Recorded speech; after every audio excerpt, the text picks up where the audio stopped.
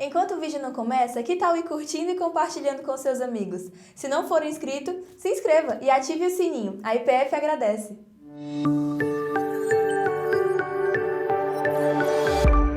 Abra sua Bíblia em Lucas, no capítulo 9, versículos 23 a 26. Lucas, capítulo 9, versículos 23 a 26. A nossa bandeira é a cruz. E a palavra de Jesus, aquele que venceu na cruz, é esta: dizia a todos: se alguém quer vir após mim, a si mesmo se negue, dia a dia tome a sua cruz e siga-me. Pois quem quiser salvar a sua vida, perdê-la-á. Quem perder a vida por minha causa, esse a salvará. Que aproveita o homem ganhar o mundo inteiro, e se vier a perder-se ou a causar dano a si mesmo? Porque qualquer que de mim e das minhas palavras se envergonhar, dele se envergonhará o Filho do Homem, quando vier na sua glória e na do Pai e dos santos anjos. Amém. A igreja pode assentar-se. Nós temos meditado nos evangelhos e algumas informações nós sempre estamos passando ou então repetindo, porque temos o contexto no qual a palavra de Deus foi produzida. Vamos lembrar? Homens santos, separados por Deus, mas com as suas características, as suas personalidades, homens pecadores que foram aperfeiçoados, escolhidos por Deus e tiveram a inspiração do Espírito Santo para escrever a palavra de Deus. No Velho Testamento, as promessas; no Novo Testamento, o cumprimento desta promessa. No Velho Testamento, a sombra a respeito de Jesus; no Novo Testamento, a realidade de Jesus e aquilo que a igreja tem procurado como alimento, caminhando por esta terra até que o Senhor Jesus volte. Então, Lucas escreveu esse evangelho que leva pelo o nome dele, e escreveu também Atos dos Apóstolos. Em um, ele conta a vida de Jesus e a preparação sobre a vida dos discípulos, e aí em Atos dos Apóstolos ele conta a história da igreja de Jesus, justamente começando com a grande comissão que ele dá aos discípulos, e depois ele vai ao céu e a igreja continua trabalhando. Veja aí em Lucas capítulo 1, versículos 3 e 4, assim uma introdução parecida com a de Atos capítulo 1, versículos 1 e 2. Igualmente a mim me pareceu bem, depois de acurada investigação de tudo, desde a sua origem, dar-te por escrito, excelentíssimo Teófilo, uma exposição em ordem, para que tenhas plena certeza das verdades em que fostes instruído. Aqui um trabalho acurado de Lucas. Ele se dirige a este Teófilo, que ainda é alvo de muitos estudos aí. Alguns creem realmente que era uma pessoa, outros creem que Lucas estivesse usando uma palavra, uma figura, um personagem, na verdade, para quem ele estava dirigindo aquilo que foi fruto da ação do Espírito Santo inspirando. O que é que ele fez? Ele andou com os apóstolos e ele, então, escreveu a respeito de Jesus. Alguns acham que esse Teófilo era um judeu da dispersão, um judeu vindo do judaísmo que foi alcançado pelo cristianismo, ou então um gentil mesmo, grego ou romano, e que pelo seu status deveria ser alguém realmente numa posição assim elevada pelo termo que Lucas usa. Ele é um médico e ele se dirige a Teófilo como excelentíssimo. Agora, o que importa é que Lucas foi alcançado pelo evangelho, teve a sua vida transformada,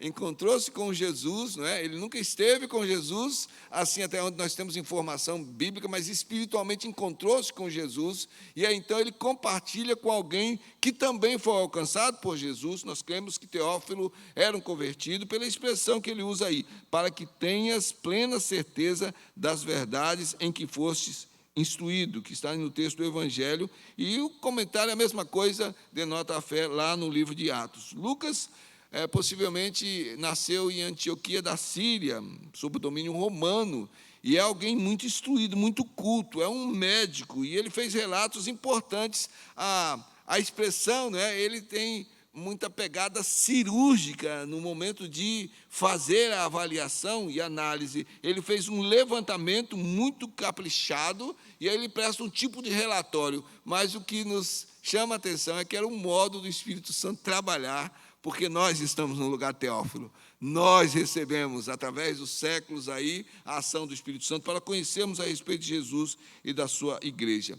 E ele conviveu com alguns apóstolos, especialmente o apóstolo Paulo. Temos citação do apóstolo Filemão, capítulo 1, versículo 24, Marcos, Aristarco, Demas e Lucas, meus cooperadores. Em Colossenses, capítulo 4, versículo 14, saúda-vos Lucas, o médico amado, e também Demas. Em 2 Timóteo, capítulo 4, versículo 11, a expressão assim do apóstolo Paulo, né, que não denota assim um abandono, mas uma realidade. Todo mundo está fazendo alguma coisa, alguns cumprindo o ministério, alguns desistindo, alguns mais alongados, e ele diz aí, somente Lucas está comigo. Ele escreveu esse evangelho entre os anos 58, 65, depois de Cristo, né? A igreja então já estava caminhando. Ele escreve Atos dos Apóstolos, que registra o período inicial da igreja de Cristo Jesus, mas aqui neste evangelho, de uma forma especial, ele apresenta Jesus como o Filho do Homem, uma expressão do Velho Testamento. O Filho do Homem no sentido de que é Deus e é homem. É totalmente ser humano, mas é divino. O mistério da fé, sendo Deus encarnado, ele veio habitar entre nós, e nós temos isso de uma forma clara, no modo de ver e descrever de Lucas, lá no capítulo 3, versículos 23 a 38, quando ele faz uma genealogia que vai sendo traçada até Adão. Então, cuida-se, né? Ele disse, cuida-se que ele tinha uma família terrena, e essa família, então, através do seu levantamento, pega aí a história humana, a sua genealogia, que vai até Adão. Jesus é o homem perfeito. Eu me lembro de um estudo com a moçada lá em Maringá, e que um jovem disse, olha, mas não, Jesus não era o único perfeito, porque tinha José. José foi um jovem pastor, mas José era um pecador. E não me venha dizer, não, que você não sente uma vingancinha de José ali, no final, com aquele vai e volta dos seus irmãos, ele dá uma judiada ali, não é? Ele é José, é o ser humano, é a humanidade. Não pecou em outros momentos, mas por ser fraco. Jesus é o homem perfeito. Não procure perfeição no pastor, não procure. Não procure perfeição no seu líder, no seu discipulador, não procure, você vai se decepcionar. Muitas vezes o homem usa a aparência, o ser humano usa a aparência. Isso já é lá desde o Velho Testamento denunciado. Deus é quem vê o coração. Uma aparência, sabe, pode ser um sepulcro, um túmulo muito bem enfeitado, mas por dentro tem toda a podridão da natureza humana, de vaidade, de orgulho. Então, nesse sentido, o Evangelho de Lucas é mostrar este homem perfeito. Jesus era alguém que estava constantemente buscando a presença do Pai em oração, auxiliado pelo Espírito Santo, por anjos. E o que nós temos em Lucas é uma característica muito interessante, o modo como ele vê, lógico, inspirado pelo Espírito Santo. Tanto no Evangelho, ele mostra Jesus entrando na história da humanidade, e os verbos que aparecem com caminhar, seguir, ir em direção, ou seja, verbos com relação a movimento, nós encontramos em todo o Evangelho. Jesus está indo, Jesus está sempre avançando.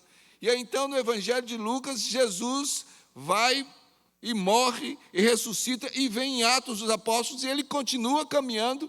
Ele agora traça os seus passos junto aos seus discípulos, e ele vai para o céu, e a sua igreja continua caminhando. Chegamos no final de Atos dos Apóstolos, Paulo está se despedindo dos presbíteros de Éfeso, está chorando, e aí então ele vai entrar no navio, e o capítulo 28 acaba, Atos acaba assim, porque a igreja continua caminhando. O Espírito de Cristo Jesus é quem vai dirigindo a igreja. O texto, o versículo-chave de Lucas, está no capítulo 19, versículo 10. Outro versículo que você pode decorar, porque às vezes a gente chega para alguém, sabe algum texto memorizado? Eu não sei. Você tem 1 Tessalonicenses 5,17, orar sem cessar, olha aí. E tem outro aqui, Lucas 19, 10, porque o Filho do Homem veio buscar e salvar o perdido. Irmãos, eu quero meditar nesta noite, olhando para esse tema. Nossa bandeira é a cruz. Jesus foi profetizado no Velho Testamento muitas vezes em contexto de perseguição.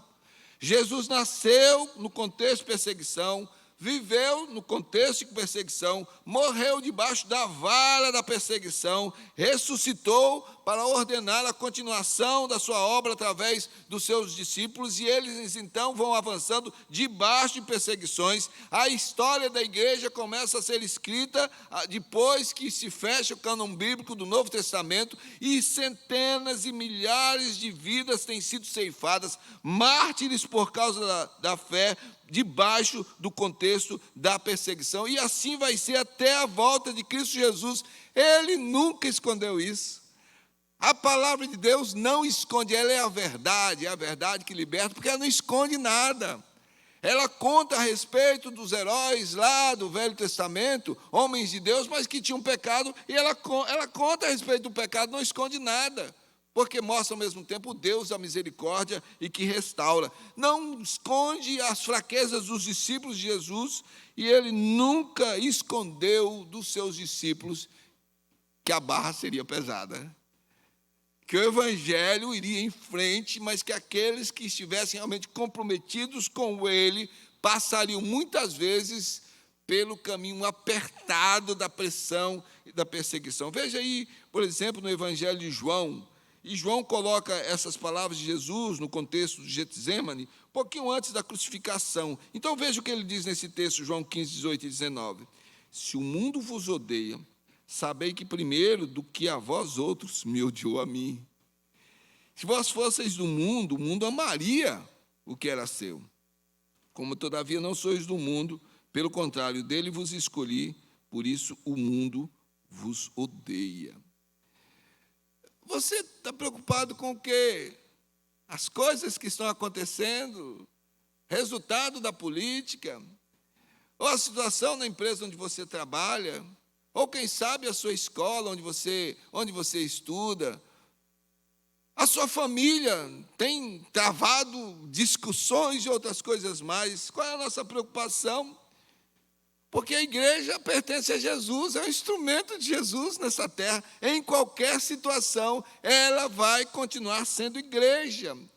E nós precisamos entender, como igreja, que este ódio a Jesus Cristo é o fundamento que move as perseguições, porque o mundo, desde o início, depois que o pecado entrou na história da humanidade, o espírito que habita no mundo é guiado pelo diabo, pelos inimigos, pelos demônios, pelos inimigos. Então a revolta é contra Deus, não é contra o ser humano a princípio.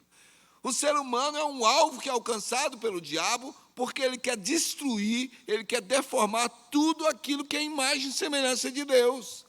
Quanto mais ele submeteu o ser humano, sabe, ao ridículo, e as coisas estão acontecendo, de vez em quando você vê algumas pessoas andando por aí, que parecem uns tatus, sabe, andando como gente, de tanta coisa, de tanta parafernália, de tanta mudança, sabe. Outro dia eu vi uma imagem que eu fiquei chocado, o cara botou aqui uns ossos aqui, e colocou uns negócios aqui e tal, o olho dele está com a lente que parece olho de cobra, e cortou a sua língua. Quanto mais o ser humano espelha que a imagem e semelhança de Deus, mais ele vai ser alvo do ataque do diabo, porque o diabo quer chegar à afronta diante de Deus, humilhando o ser humano.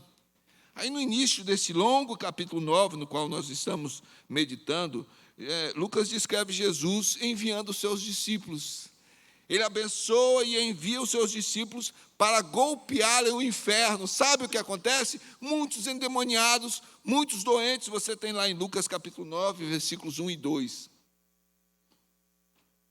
E eles, em nome de Jesus, vão expulsando demônios, vão curando doentes, enquanto vão anunciando os princípios do reino de Deus, que libertava do pecado, das trevas do engano. Jesus não escondeu dos seus discípulos, eles estavam sendo chamados para se envolverem numa guerra espiritual.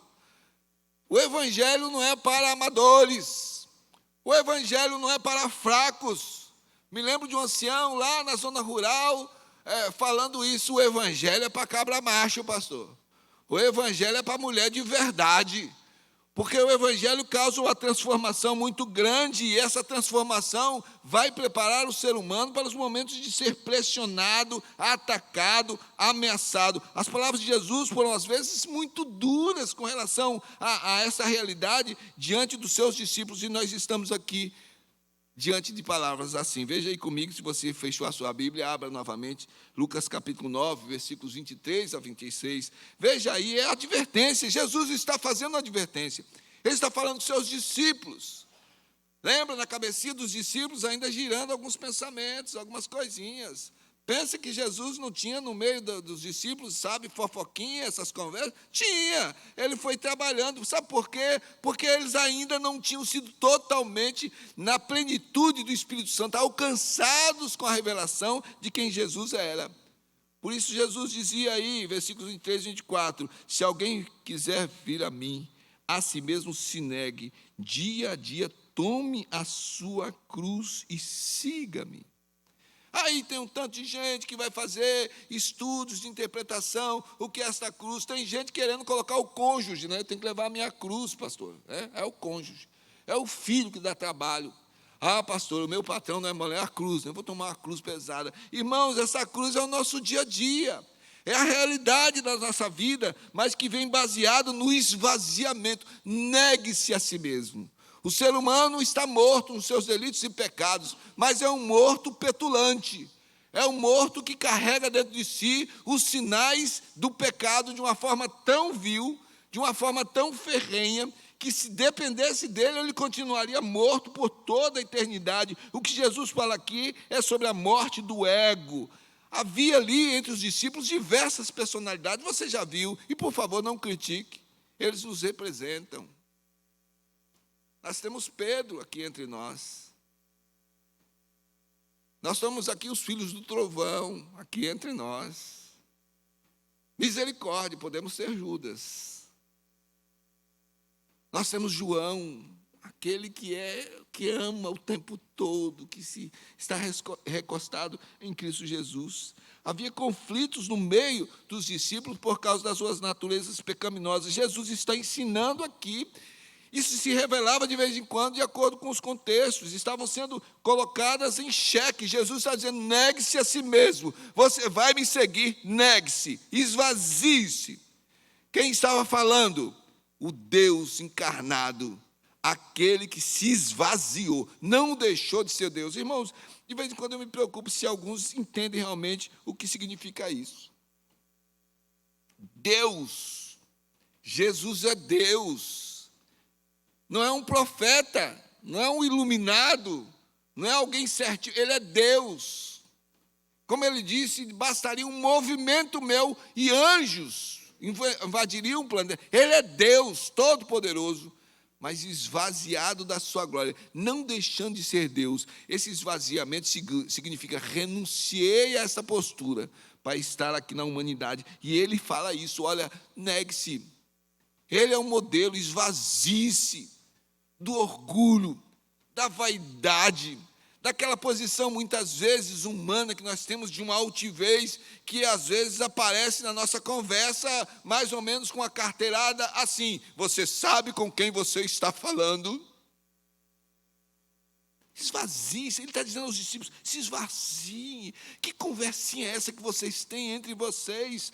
Tomem a sua cruz e me sigam, vejam bem, se neguem, assumam os desafios do dia a dia e venham. Em Lucas capítulo 14, versículos 28 a 32, o Senhor Jesus está falando desse preço. Ah, eu vou seguir Jesus. Alguns chegavam e diziam, Jesus, eu quero seguir.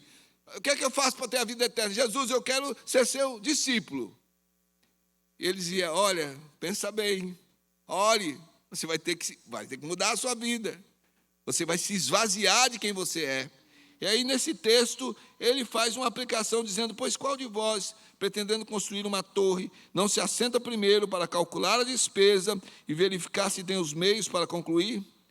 Para não suceder que, tendo lançado os alicerces e não a podendo acabar, todos os que a virem zombem dele, dizendo, este homem começou a construir e não pôde acabar. Ou qual é o rei que indo para combater outro rei, não se assenta primeiro para calcular se com 10.000 homens poderá enfrentar o que vem contra ele com 20.000? Caso contrário, estando o outro ainda longe, envia-lhe uma embaixada pedindo condições de paz. Jesus está dizendo aqui, olha, você vai se esvaziar, pense bem. É como ele faz com quem ia ser curado. Ele chega para o cego e pergunta, o que é que você quer que eu faça? Olha, não precisa ser Deus para adivinhar o que é que um cego quer. O cego quer ser curado, ele quer chegar. Mas ele está dizendo, você entende o que é que vai acontecer na sua vida? Você quer realmente que eu toque em você? Vai acabar a mendicância.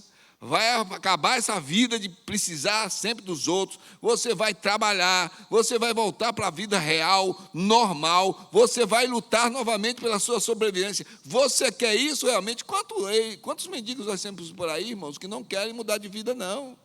Eles querem a mendicância, é isso que Jesus está dizendo. Ele chega para nós e diz, você sabe realmente o que é que vocês querem? Ele está dizendo aos discípulos, pensem bem. Eu estou chamando para um caminho de autonegação. Não é uma extinção da personalidade. E a psicologia fica aí brigando sobre essa questão de mudança de personalidade, de caráter. Irmãos, precisamos entender que nós não conseguimos. É a transformação. Ele está dizendo, negue-se e venha, porque cada vez, quanto mais andar com Jesus, mais vai se parecer com Ele. E Ele diz, pois quem quiser salvar a sua vida, perdê-la-á. Quem perder a vida por minha causa, esse a salvará. Jesus está falando aqui aos que o queriam seguir, mas ainda estavam preocupados com assuntos terrenos, e eles colocavam esses assuntos como prioridade, acima da fidelidade a Ele. Veja aí Lucas capítulo 9, versículo 62. Essa palavra de Jesus se encaixa nesse momento aqui, é o mesmo capítulo que nós estamos, mas uns versículos à frente, e ele diz, ninguém que tendo posto a mão no arado, olha para trás, é apto para o reino de Deus. Colocou a mão no arado, se esvaziou, agora vai seguir, olhando para frente, não olhem para trás. E quem é da lavoura, ou quem lida com isso, ou quem entende, aí meu filho é agrônomo lá de Maringá, se estiver me ouvindo agora, ele poderia nos explicar, porque tem tanto o passado como agora. O arado, tem o arado lá, que era a madeira enfincada no chão ali, com o boi puxando, né? E temos hoje máquinas modernas, mas precisa ter a noção da direção, senão vai perder a linha do arado. Jesus está dizendo, olha, pôs a mão no arado, não olha mais para trás. Discípulos, de onde vocês vieram? Chamei vocês da pescaria, chamei vocês da coletoria, chamei vocês de uma vida que era tão comum, acomodada, para se negarem e me seguirem. Mas veja aí o versículo 25. Ele diz, que aproveita ao homem ganhar o mundo inteiro, se vier a perder-se ou a causar dano a si. Em alguns momentos, os discípulos queriam poder, gente. Nós não podemos ler a Bíblia superficialmente. Havia uma vontade de se aparecer, como a gente diz aqui no Nordeste, se amostrar. Havia vontade de ser maior que o outro. Quem de nós? Quem de nós? Havia vontade de olhar. Alguns olhavam a Jesus, ainda não estavam entendendo. Judas era dessa visão, por isso ele tomou o caminho que tomou. Porque aguardavam que em algum momento Jesus ia se revelar como rei de Israel, desembanhar uma espada e seria então coroado rei das nações, e eles queriam estar à direita e à esquerda de Jesus, ocupando cargos de mando diante da humanidade. Jesus estava chamando para uma vida centralizada na obediência a Deus e não a coisas terrenas. Judas se desencantou com Jesus. Judas procurou um outro caminho porque ele não acreditava em Jesus. E Jesus está ensinando novamente seus discípulos. Ele conta uma parábola, em Lucas mesmo, capítulo 12, versículos 20 e 21. Ele conta a parábola daquele homem rico que ficou abastado de tanta semente, de uma colheita maravilhosa, mandar fazer celeiros, porque ele ia ter segurança por todo o resto da sua vida, baseado no material. E aí então Jesus, na parábola, coloca essa expressão, mas Deus lhe disse, louco, esta noite pedirão a tua alma, e o que tens preparado, para quem será? Assim é o que entesoura para si mesmo e não é rico para com Deus. Que adianta, Jesus está dizendo aos seus discípulos, querer o domínio do mundo inteiro mas perder a alma. Irmãos, nós estamos vendo isso agora. Tanta sede de poder, tanto desejo de domínio, e não tem nem A nem B partido aqui para todos, não se enganem. Se não tiver Jesus no coração, se não estiver a serviço de Jesus, não se engane com o ser humano. Ele quer mandar, ele quer o domínio, ele quer ser visto como superior, ele se agrada das mesuras, dos elogios, ele estar no topo do mundo. Esta é a vontade do ser humano caído, desde que o diabo colocou a semente do pecado na humanidade. Mateus capítulo 6, versículo 21, o Senhor Jesus diz: porque onde está o teu tesouro, aí estará também o teu coração. Os discípulos estavam lidando com isso, eles estavam andando nessa realidade com Jesus. Sabe, em alguns momentos temiam pela vida, quando Jesus disse: vamos lá para Lázaro, e os discípulos disseram: Senhor, nós vamos para morrer. Estavam querendo matar o Senhor outro dia. Jesus está dizendo aos seus discípulos: olha, você não pode guardar uma coisa que não é sua, não tem como preservar. Quem quiser segurar isso está lutando contra uma realidade espiritual.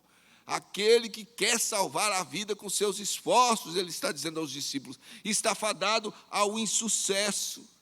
A centralidade é a obediência e o olhar firme no Senhor Deus. Em Lucas capítulo 18, versículos 18 a 23, os discípulos estavam com Jesus, quando aquele jovem rico se aproxima, e aí então conversa com Jesus, e quando Jesus então lhe apresenta a proposta de deixar tudo e segui-lo, aquele moço triste, porque ele começa a pensar nas coisas que ele tinha, na segurança que ele tinha, nos dias abastados que ele tinha, ele vira as costas, porque ele amou as costas para Jesus, porque ele amou mais as riquezas do que a Cristo Jesus. Jesus está falando aos seus discípulos. Jesus está construindo na mentalidade dos seus discípulos uma bandeira diferente, que não é uma bandeira com as cores da humanidade, mas é a bandeira da cruz, da salvação. E finalmente, versículo 26, ele diz aí: porque qualquer que de mim e das minhas palavras se envergonhar. Irmãos, não é só de Jesus. Eu lembro do tempo da universidade. E vocês, moçada, tem gente que ainda está na faculdade. Mas eu trabalhei em banco e eu me lembro dos empresários. Às vezes, alguns se envergonham dos ensinos de Jesus. É isso que ele está preparando a cabeça dos seus discípulos aqui. Porque ele diz que aqueles que assim procederem, eles não serão salvos, não é pelos méritos deles, mas Jesus está falando aqui daqueles que se envergonharão e serão negados pelo Filho do Homem, por ele, quando ele voltar. Os discípulos estavam recebendo a transmissão do Evangelho. São as boas novas que transformam, mas isso seria muitas vezes questionado pelo mundo. Jesus foi para o céu e eles começaram a viver essa realidade. Nós estamos hoje aí lendo Atos dos Apóstolos, a história da igreja de Cristo Jesus. Sempre o Evangelho será questionado. A tensão das perseguições levaria alguns a se envergonharem de Jesus. Isso aconteceu na história. No momento da perseguição, no momento da ameaça, no momento da execução, muitos negaram a Cristo Jesus para continuarem vivos, e alguns interpretam que este era o pecado para a morte, dito pelos apóstolos, porque era a oportunidade de ir ali naquele momento, testemunharem a sua fé em Jesus, apesar do perigo de morte. Como eu disse, ali no grupo estava Judas, ele não acreditava em Jesus. Ele se envergonhava de Jesus, os princípios que Jesus contava. Quando Jesus falava daquelas coisas, ele pensava de outra forma. O Evangelho diz que ele era ladrão, ele cuidava das finanças, mas ele não acreditava na providência, ele surrupiava dinheiro, ele era alguém que desconfiava de Jesus, envergonhava-se dos princípios de Jesus. E aí, então, traiu por causa disto. Palavras semelhantes a esta nós encontramos registrado lá em Mateus capítulo 10, versículos 32 e 33. Portanto, todo aquele que me confessar diante dos homens, também eu o confessarei diante de meu Pai que está nos céus. Mas aquele que me negar diante dos homens, também eu o negarei diante de meu Pai que está nos céus. Jesus não escondeu nada dos seus discípulos. Mais claro do que isto, ele disse: eu estou chamando vocês para se negarem, tomarem a sua cruz, não ficarem aí achando que é vocês que salvam as suas vidas, e não se envergonhar de mim. Esta é a pegada que eu estou apresentando a vocês. Jesus não deixou, no entanto, seus discípulos sozinhos. Isso me encanta no nosso Deus, Emanuel, Deus presente. Então, moço, moça, principalmente vocês jovens que já venceram o maligno porque tem a palavra, precisa da palavra, precisa de vida de oração e precisa da palavra de Deus. Sabe por quê? Nos momentos que for necessário, o Espírito Santo vai trazer a memória. Os mais velhos, que às vezes dizem: eu não tenho condição mais, eu estou velho, né? Ou então tive Covid, a minha memória está fraca e tal. O Senhor Jesus não deixou você só. Sabe por quê? Porque se você tem o contato com a palavra de Deus, quando for necessário, precisa, o Espírito Santo vai fazer com que você se recorde. Veja aí, Lucas capítulo 12, versículos 11 e 12. Quando vos levarem às sinagogas e perante os governadores e as autoridades, não vos preocupeis quanto ao modo por que respondereis, nem quanto às coisas que tiverdes de falar, porque o Espírito Santo vos ensinará naquela mesma hora as coisas que deveis dizer. Como se envergonhar desse Deus maravilhoso? Quando Ele vier na sua glória e majestade, Ele encontrará uma igreja fiel. Muitos e muitos vão desistir. Estamos vivendo esses tempos, irmãos, no mundo. São as profecias se cumprindo. Mas não se envergonhe. Não negue ao Senhor Jesus. Brilhe como a luz. A igreja de Cristo Jesus tem sido chamada para, no contexto em que está agora, ser alguém realmente que mostre quem Deus é. Veja aí Mateus capítulo 5, versículos 11 a 16. As bem-aventuranças, ali no finalzinho, o Senhor Jesus diz: bem-aventurados sois, quando por minha causa vos injuriarem e vos perseguirem, e mentindo disserem todo mal contra vós. Eu achei interessante hoje o pastor João Paulo, num momento aqui depois do encerramento, e ele pediu então, por causa do meu aniversário, que as pessoas estendessem a mão para cá para orar. Ele disse: opa, mas fique bem claro que não é um sinal nazista, não. Porque hoje é assim, irmãos, o crente ele está sendo vigiado. Qualquer coisa que ele fizer pode ser identificado como uma acusação. Ele diz que fique bem claro que nós estamos orando.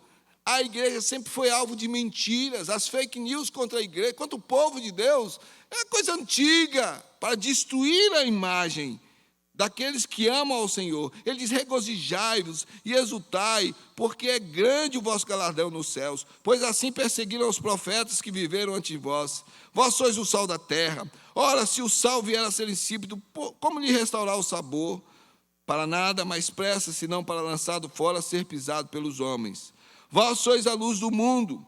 Não se pode esconder a cidade edificada sobre um monte, nem se acende uma candeia para colocá-la debaixo do alqueire, mas no velador, e alumia todos os que se encontram na casa. Assim, brilhe também a vossa luz diante dos homens, para que vejam as vossas boas obras e glorifiquem a vosso Pai que está nos céus. Esta era a instrução de Jesus: vocês vão para o mundo como eu fui enviado ao mundo. Muitas vezes serão como cordeiros no meio de lobos, muitas vezes vão enfrentar dificuldades, mas salguem, mas brilhem, mas façam com que o evangelho saia no seu testemunho em todos os momentos. Então, irmãos, como é que nós podemos aplicar isso como igreja em nossa realidade hoje?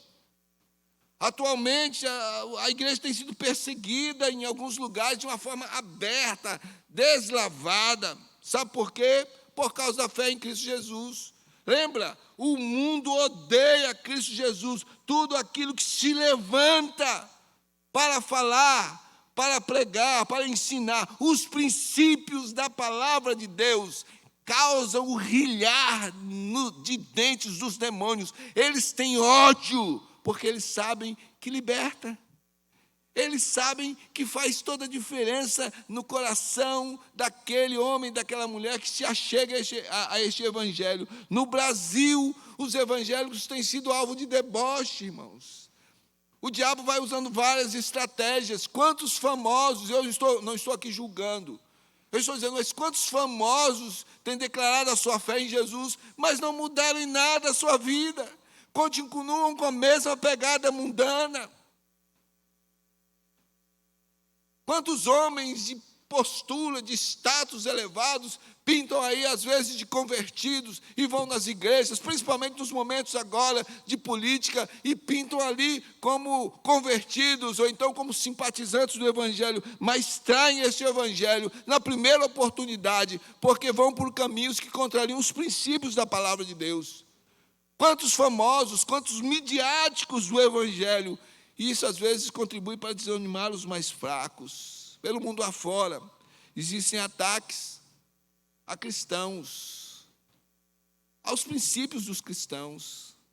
Em alguns lugares, irmãos, sabe, é declarado, é gente que morre. Você que fica aí muitas vezes perdendo tempo, nós aqui no mundo ocidental, tem irmãos nossos morrendo, sendo executados por causa da fé em Cristo Jesus. O ódio contra a cruz, essa é a mensagem para aqueles que são da cruz: sangue, perseguição. Um vídeo circulou aí pela internet esses dias com um homem dizendo: eu odeio o Deus dos evangélicos, e zombou, e xingou o nosso Deus. Eu fiquei pensando, se é uma religião de fanáticos, essa casa seria descoberta, esse homem seria degolado, a sua família seria queimada, porque é por aí que algumas religiões agem assim. Então, cristão, o que é que nós oramos? Para que Deus tenha misericórdia e alcance essa vida, para que este que age hoje como Saulo seja transformado num Paulo. A perseguição à religião, sabe, cristã principalmente, ela é violenta. Em alguns lugares mais sutil, como no nosso meio, são coisas, é a mídia, sabe, sabotando, distorcendo. Me chocou, ainda estou vendo aí, tentando entender, porque houve uma explicação, mas saiu na mídia uma pesquisa que uma política disse que foi desvirtuada, mas querendo nos provar que o casamento longo faz mal às pessoas, causa até problemas cardíacos, e estresse e tudo mais. Igreja, vamos parar de brincar com relação a casamento, porque esse povo está pegando firme. Não acreditam nisso, de Deus uniu, que não separe o homem. Isso é um princípio da palavra de Deus, mas se levanta para derrubar isto, para ridicularizar isso. Está na hora, igreja, de nós vivermos este evangelho. Erga a bandeira da cruz de Cristo, erga a bandeira do evangelho vitorioso, que converte até o mais duro de coração. Então você está com medo de quê? O que vem pela frente? Tem o líder, vai chegando a mim, a nova ordem mundial, e agora vai, e fulano é a besta, não, é a outra fulano que é a besta, e a gente às vezes faz papel de besta, lendo essas coisas, é besta para cá, besta para lá, basta ser inimigo que vira besta, adversário que vira besta. A palavra está aí, precisa de discernimento. Então, o que é que nós podemos fazer? Levante a bandeira da cruz. Em primeiro lugar, fortaleça a sua fé, negue-se a si mesmo e continue seguindo Jesus. É isso que ele ensinou aí no versículo 23. O Evangelho, irmãos, nos convida para uma vida de bênçãos, a certeza da salvação, mas também um desafio para nos submeter. Veja o que é que Jesus diz aí: negue-se a si mesmo, se negue dia a dia, tome a sua cruz, tenha compromisso, fortaleça a sua fé. Deixe esse evangelho transformar a sua vida para você testemunhar a respeito do evangelho. Erga esta bandeira da cruz, dizendo: ela fez toda a diferença. Ela está vazia, porque meu Deus não está mais crucificado eternamente. Ela está vazia porque é o símbolo da vitória. Erga alto esta bandeira da cruz nos momentos de tensão e de perseguição. Em segundo lugar, a nossa bandeira é a cruz. Não tenha medo da morte, ela já foi vencida por aquele a quem você segue. Ele está dizendo aí nos versículos 24 a 25. Ele venceu a morte. Não tem como você querer guardar a sua vida. Tem gente preocupada com isso. E eu fico pensando, irmãos, diante de uma perseguição, quantos de nós vai voltar atrás? com medo de perder coisas, de perder bens, de perder família. E eu estou dizendo aqui de uma realidade. Em alguns desses lugares que eu disse, onde cristãos têm sido mortos, de repente chegam lá e tomam tudo, tomam a casa, tomam os bens, única e exclusivamente porque confessam a Jesus como Salvador. O apóstolo Paulo, em 1 Coríntios, no capítulo 15, versículo 19, ele é certeiro. Jesus está dizendo, olha, se você quer salvar a sua vida, não tem como. Olhe para a cruz, levante a bandeira da cruz de Cristo Jesus, não tenha medo da morte. O apóstolo Paulo diz aí, se a nossa esperança em Cristo se limita apenas a esta vida, nós somos os mais infelizes de todos os homens. Por quê? Olhe comigo aí o versículo 17. Se Cristo não ressuscitou, é vã a vossa fé, e ainda permaneceis nos vossos pecados. Se Jesus não tivesse ressuscitado, aí nós deveríamos ter medo da morte. Se Jesus não tivesse ressuscitado, teríamos que fazer acerto com quem porventura nos procurasse para nos executar. Precisaríamos negociar nossa religião. Mas veja aí no versículo 20, ele diz, mas de fato Cristo ressuscitou dentre os mortos, sendo ele as primícias dos que dormem. Ele vive. Levante essa bandeira. Não tema pelo que vem pela frente. Nós somos chamados pela palavra de Deus para orar pelos nossos governantes, pelas nossas autoridades. E isto é o que a palavra requer de nós. Nós oramos pela soberania e o poder de Deus. Ele responde, quando Ele quer tratar uma nação, Ele responde do modo que bem lhe convém, mas o papel da igreja continua orando e testemunhando, não temendo nada nem ninguém no que diz respeito ao avanço da igreja. Finalmente, jamais se envergonhe do Evangelho. Esta é a exortação que Jesus diz aí no versículo 26. Na leitura de hoje, irmãos, aqueles que estão fazendo o plano de leitura, e eu quero chamar a atenção, assuma o plano de leitura. Se você tem feito um outro plano de leitura, amém. Mas que tal você fazer o mesmo plano de leitura da igreja? Para todos nós lermos a mesma coisa durante o dia, sermos edificados pelos mesmos textos. Hoje é Atos capítulo 4, capítulo 4 ao capítulo 6. É o contexto de perseguição, lances dramáticos da história da igreja. Ex-medrosos, ex-covardes, ex-interesseiros, discípulos, sabe, que eram aqueles que causavam vergonha e que Jesus de vez em quando dizia, até quando eu vou sofrer vocês? Que geração é essa? Que fé é essa que vocês têm? Mas transformados agora, no contexto da perseguição, em soldados de Cristo Jesus. E o texto para decorar que você tem aí no boletim dessa quinzena é o de Atos capítulo 4, versículo 12. O apóstolo Pedro está diante da multidão, contexto de perseguição. E ele diz, e não há salvação em nenhum outro, porque abaixo do céu não existe nenhum outro nome dado entre os homens, pelo qual importa que sejamos salvos. Esta é a bandeira que nós vamos levantar. Com firmeza e com alegria, é a bandeira da cruz de Cristo Jesus. Ore pela igreja, clame por aqueles que estão sendo perseguidos e mortos em outros países. Tudo isso já está profetizado na palavra de Deus, mas a vitória final virá. Não se espante diante dessas coisas. Tem hora que a gente ouve algumas coisas, lê e fica espantado. Vá para a palavra. Veja o que Jesus diz em Mateus 24 e 25.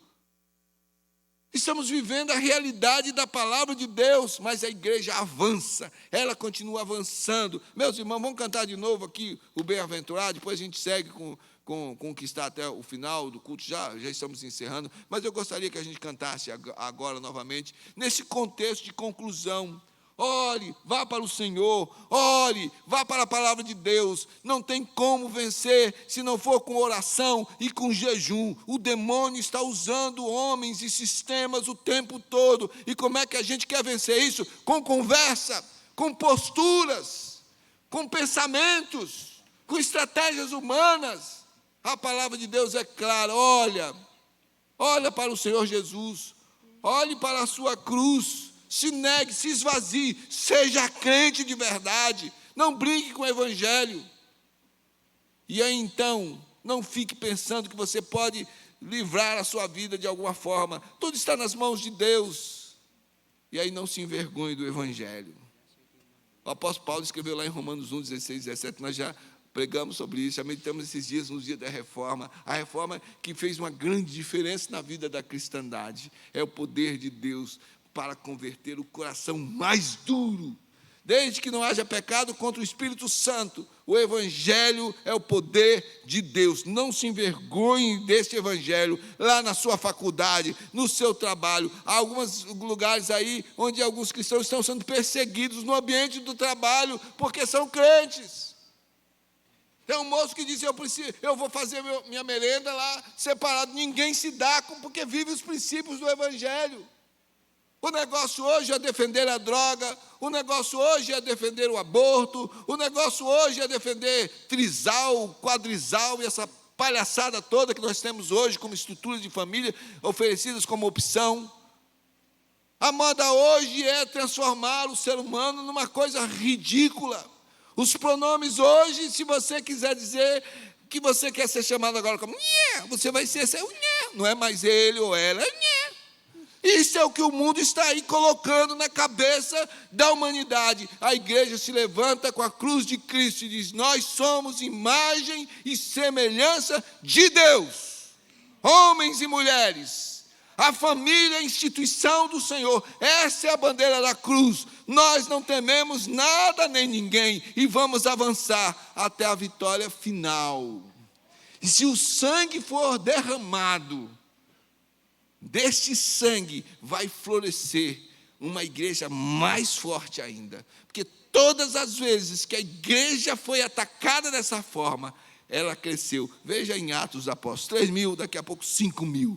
Podem prender, podem matar, podem perseguir, mas nós não podemos deixar de dizer aquilo que nós ouvimos do nosso Deus.